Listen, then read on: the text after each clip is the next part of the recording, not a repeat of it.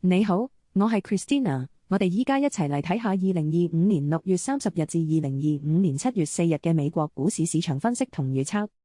地緣政治風險逐步緩和，為美股創造咗有利嘅投資環境，投資者信心明顯回升。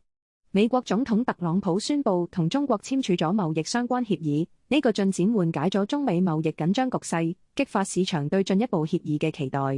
受此影響，標普500指數同納斯達克指數接連突破歷史高位，微軟同英偉達等科技巨頭帶動美股上漲。呢啲正面消息推動市場氣氛轉向樂觀，為美股提供咗強勁支持。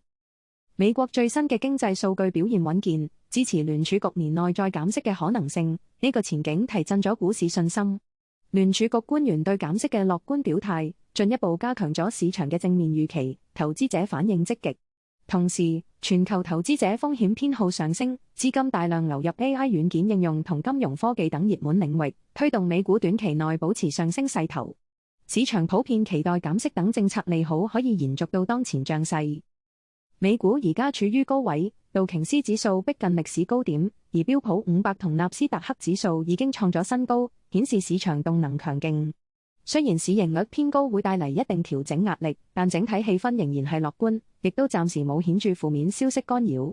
投資者密切關注90日關稅暫緩期限嘅發展，同埋特朗普嘅政策動向，呢啲因素有機會引發短期波動，但預計美股會喺高位整固，保持反覆上落嘅格局。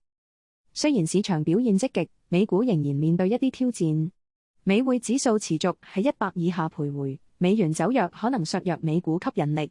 另外，標普500指數估值偏高，高位獲利回吐壓力都唔可以忽視。90日關稅暫緩期限就快到期，如果貿易談判再有變數，市場波動性可能加大。投資者仲要留意債務危機等短期不確定性，不過美國市場多板塊資金輪動嘅特性，降低咗大幅下跌嘅風險。總體嚟講，美股前景仲係具吸引力，但投資者要保持謹慎。